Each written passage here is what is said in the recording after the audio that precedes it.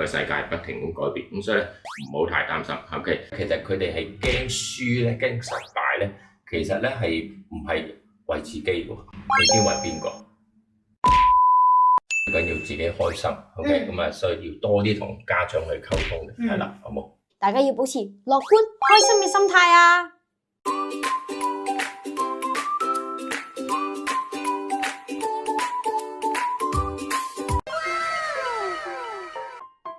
大家好，歡迎嚟到 Mike Super Channel。今日我哋又嚟到小主持敢問，真專家敢答。我哋繼續嚟聽下黃博士嘅分享啦。好啊，咁係咪咁啊？今 part 咧咩尖鋭嘅問題想問我啊？我梗係準備咗好多嘅問題嚟問你啦，好豐富噶。博士啊，其實聰明嘅小朋友反而冇咁開心嘅咧？嗱，呢個咧就係一啲可能講緊心理學嘅問題啦。嗱，同樣開心嘅定義係咩先？係咪先？你覺得你自己開唔開心？我會覺得我開心，因為我平時成日去唔同嘅地方，咁我又有得玩啊，跟住又有好多嘢食，所以我覺得我係你中意食開心嘢啊？開心開心。係嘅。嗱，聰明嘅小朋友係咪覺得冇咁開心咧？其實某程度我覺得都係啱嘅嚇。佢哋會好多我哋叫資優啦，或者你成績好啦，或者點樣啦，好嘅聰明啦，OK。但係呢啲小朋友好多時咧，佢哋都會好完美主義嘅，係啦，對自己嘅要求都好高嘅。咁所以咧，佢哋尤其是去到即係考試啊、比賽啊呢啲咁嘅情況咧，即係譬如比賽啦，OK 嚇，攞第二名係唔得㗎，OK 攞銀牌係接受唔到嘅嚇，考試一定要100分嘅嚇。99分啊，98分唔得嘅，咁佢哋咪自己俾好多自己壓力，自己咁啊令到自己好唔開心咯。咁但係如果你真係嗱，當然我知小朋友又難啲嘅，咁我哋大人就話呢啲嘢唔好咁執着啦嚇，即係睇化啲啦咁樣 OK 嚇。咁其實就真係冇乜所謂。咁所以咧唔好俾自己太大壓力。嗱，我哋都有留意到嘅，有啲同學咧，有啲資優嘅學生咧。佢哋好怕失敗嘅，係啦。咁其實咧，我哋收尾再深入研究咧，其實佢哋係驚輸咧，驚失敗咧。其實咧係唔係為自己喎？你知為邊個？家長係啦，為家長。佢哋驚對唔住家長啊，得失家長，令到佢哋失望，所以佢哋就會俾自己好大壓力啦。其實佢哋自己冇乜所謂嘅，即係佢哋自己考80分咪80分咯，比賽攞銀牌攞銅牌咪算咯，OK 冇所謂㗎。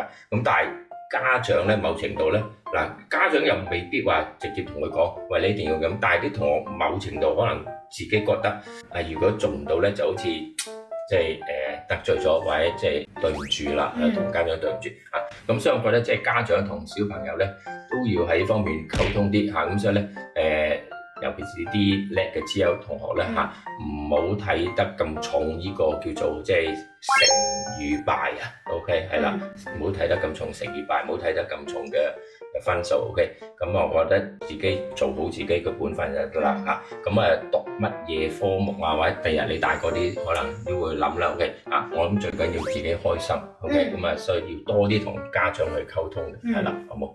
大家記得唔好俾太多壓力自己啊！就算失敗咗，未來亦都可以做得好啲。大家要保持樂觀、開心嘅心態啊！博士啊，你細個嘅時候有冇一件事你而家仲記得好清楚、好難忘㗎？哇，有好多事㗎喎，因為我都記性都唔差嘅。咁我諗最大嘅一個經歷就係當然係我去英國讀書嗰陣時間啦嗱，你而家幾多歲啊？12歲。12歲。2年前你10歲嗰陣時，你有冇自己？你嗰陣時識自己返學未㗎？有冇啊？都10歲都會識返學。咁你返學係行路啊、坐巴士啊、坐校車點啊？坐地鐵。10歲坐地鐵。我10歲嗰年咧，就自己一個人坐飛機去英國，即係由香港去英國。但係呢個係講緊幾十年前啦，OK？差唔多50年前啦，OK？咁嗰陣時冇手提電話，冇 WhatsApp 啊，冇嘢嚇。屋企人就同我去啟德機場啦。嗰陣時啟德機場而家就變咗個運動場啦。OK，去啟德機場就送咗上飛機，拜拜。咁我就自己跟住啲乘客啦。咁嗱嗰陣時有冇人同我一齊坐飛機咧？其實嚴格啲嚟講係冇嘅，係啦。咁但係就咁好彩就識到一個啲朋友嘅，即係我家姐啲朋友嘅細佬，就咁啱又係翻去英國讀書。即係暑假嗰時，咁佢大我幾年啫，咁佢話你跟呢個哥哥上飛機啦，咁其實我唔識嗰個哥哥嘅，都係咁咪一路咁跟住咁就上飛機，咁坐咗幾十個鐘頭去英國。嗱當時坐飛機咧同而家唔同嘅，而家咧如果去英國咧，基本上係唔需要轉機，一程機由香港出發就去到倫敦，就落機就係咁啦，中間唔會停站嘅。而家大部分 OK，除非你特登揀一啲要停站啦，咁但係當年咧係冇嘅，當年咧要停3個地方嘅，仲要係落飛機轉過第二架飛機，係啦，好似坐成20幾個鐘頭嘅。咁但係嗰陣時我10歲啫，嗰陣時我未試過自己一個人出街，未試過自己一個人返學嘅，嗰陣時喺香港讀小學，咁所以呢個都係一個好嘅訓練嚟嘅。但係當然係而家諗返都好難想像。你試過自己坐飛機未啊？好，咁你敢唔敢咧？如果要你嗱，你而家12歲，而家我要你啊，係咪？喂，你去倫敦啦，你敢唔敢？你驚唔驚？可能有啲驚。係啦，嗱冇人喎，唔係有爹哋媽咪啊，其他人。因為自己一個去啊嘛。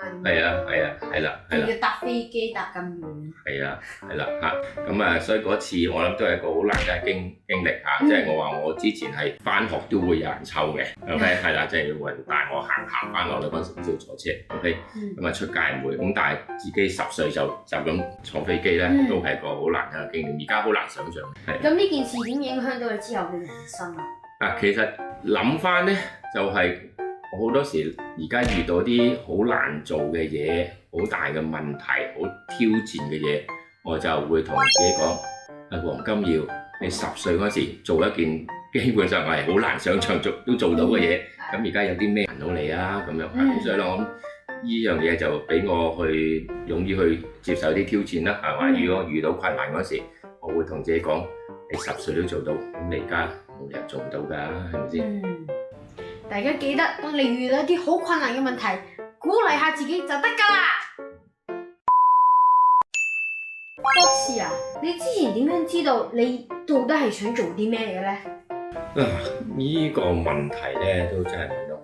其實我從來冇諗過呢個問題，同埋冇去計劃我做啲咩。嗱，而家我都啱啱退休啦嚇，咁我真係冇諗過，即係如果你問翻我10年前會唔會諗到我今日係咁樣咧？或者20年前會唔會諗到咧？其實真係冇嘅，我冇特別好刻意去計劃我嘅未來。咁但係咧，我有一樣嘢好重要嘅，就係要好好裝備自己。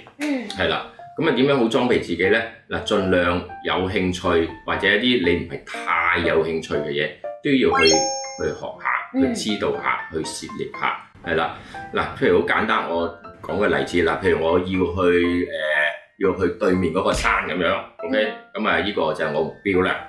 咁但係我一路行咧，發覺，咦，原來中間有個海喺度喎，有條河喺度喎，咁我行唔到過去，咁你會點做啊？游水咯。但係，咦，我唔識游水，咁咪唔得咯。咁所以咧，你學識咗游水，咁如果遇到一啲問題，咁你有嗰個工具啦，有嗰個技能啦，咁咪識咯。咁或者可能喂，游水都唔得㗎，個大海洋嚟嘅。咁但係有隻船喺度喎，咁你又學識揸船咯。咁但係可能好高嘅，咁可能都真係行唔到㗎。咁但係有隻馬喺度嘅，咁你咪可以騎馬咯，或者騎驢仔。咁所以咧，你不停要自己裝備自己唔同嘅工具。咁所以咧，你好多嘢你計劃得好咧，其實都未必係你預計咁樣。OK，咁但係如果你有裝備咧，有啲咩波折啊，有啲咩轉折咧，你都可以達到。咁所以我覺得唔需要諗得太仔細，諗得太複雜嘅。OK，總之咧，你裝備自己，同埋呢個世界係不停轉緊噶嘛。即係嗱，個山就可能唔喐啫，咁但係可能你望到個目標，但係可能會轉嘅喎。咁所以咧，我覺得就最重要就係你要識應變，多啲用腦同埋裝備自己。大家記得要裝備自己同埋隨時應變啦。博士啊，如果而家有一班小朋友，你可以同佢哋講一句嘢，你會鼓勵佢哋啲咩咧？嗱，咁我諗咧，小朋友好似你啲咁上下年紀啦，10歲啊10零歲咁樣啦，我覺得其實你呢個時間咧就應該要為開心，無論係開心去學習啦，開心去玩啦，開心同屋企人啊朋友去處事，我覺得呢個一定好重要嘅，咁同埋咧就要去吸收多啲唔同嘅知識，係啦，咁有啲可能學校已經有，但係有啲可能其他嘢咧，你學校未必有得學嘅。咁我覺得都要去裝備自己，學多啲唔同嘅嘢，去見識多啲唔同嘅。尤其是而家個世代改變得咁快，尤其是有科技啊、AI 呢方面咧，其實你要去學識多啲嚇，唔好話呢啲啊我都真係冇興趣嚇，我係一個中意玩運動嘅，我就唔想去掂呢啲係嘛，我淨係中意數學嘅，我又唔想學呢啲咁樣。我覺得應該要有一個開放態度。OK， 咁所以咧，我覺得要開心。OK， 第一咁同埋咧要去多啲去吸收多啲唔同知識，呢個我覺得好重要。咁博士，你覺得有啲咩係我哋唔使咁急住做到嘅咧？我覺得唔使咁急住咧，就唔需要太過擔心呢個將來我覺得都有唔少嘅同學，可能你而家都仲細啦，有啲可能去到再高少少年級啦，去到高中咧，都已經非常之擔心。我唔知係咪啲同學仔擔心，定話可能佢身邊啲屋企人啊、爹哋媽咪令到佢擔心。OK， 咁所以咧，我覺得即係你仲要開心，同埋咧，我只係講去適應變咧唔好太早咧去定咗自己一定要咁樣噶啦。OK， 因為呢個世界不停咁改變，咁所以咧唔好太擔心。OK， 咁我覺得裝備好自己，同埋去樂觀、開心同埋有信心去面對，呢個好重要。Okay。大家記得唔使太擔心自己嘅未來，而家就要開心樂觀咁面對面前嘅一切啊！好嗱，咁今次係我第一次接受米米個訪問啦，咁我係第一個嘉賓，咁首先咧都恭喜你啦，OK 係啦，咁我相信你日後再訪問多啲唔同嘅大人啊專家咧會越做越好，同埋越嚟越有信心嘅嚇。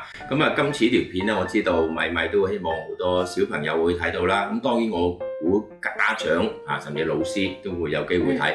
咁喺度咧，我都同尤其家長們講幾番説話啦嚇。咁我諗啲家長一定係希望子女係好噶啦。OK， 無論年齡嘅小朋友 OK。咁但係咧，我覺得都係要多啲同子女溝通啦。咁小朋友當然都要多啲有啲咩咧，就真心去同爹哋媽咪去分享。OK，咁多啲嘅溝通，家長們就唔好俾太大壓力小朋友。我覺得即係凡事係最緊要個身體健康，心靈都要健康。OK，係啦。咁之後咧，其他嘢咧係次要嘅。OK，係啦。咁成績唔好唔代表一切可能喺某一次考試考得唔好，或者某個年級考得唔好，其實第日都有其他機會發揮。OK，咁所以咧，我覺得呢個係我都想同家長講所以咧就大家要保持嗰個關係好好。OK，咁小朋友我就係講過啦要多啲去聆聽、尊重無論尊重身邊嘅同輩嘅同學，當然要尊重老師、尊重家長、尊重長輩。就算你叻，尤其是叻嗰啲，唔好話我叻晒啦，我唔使聽你講啦。你又唔識爺爺嫲嫲你都未見過啲咁樣嘅啲 app 啲嘢唔聽佢講，咁呢個一定唔得嘅。咁所以咧要尊重大人咁所以咧我覺得小朋友咧最緊要開心同埋唔好去學壞做壞事，呢個係最驚噶啦。OK， 成績唔好唔緊要，但係唔好做錯事，唔好做壞事，呢個好重要，好嘛？咁祝大家咧開心身體健康同埋心靈健康咁同埋咧保持個好奇心同埋創意。咁所以咧，我好多時咧都會恭喜大家，無論係咪新年都好，就係萬事創意，記唔記得？OK， 好，咁多謝米米啦。黃博士，好多謝今日講咁多嘅真心話，我相信好多小朋友同埋家長都受到啟發啊！如果你哋想睇多啲關於專家嘅訪問，例如係醫生、太空工程師，甚至係心理學家等等，就記得喺下面留言話我知，同埋訂閱啦！拜拜。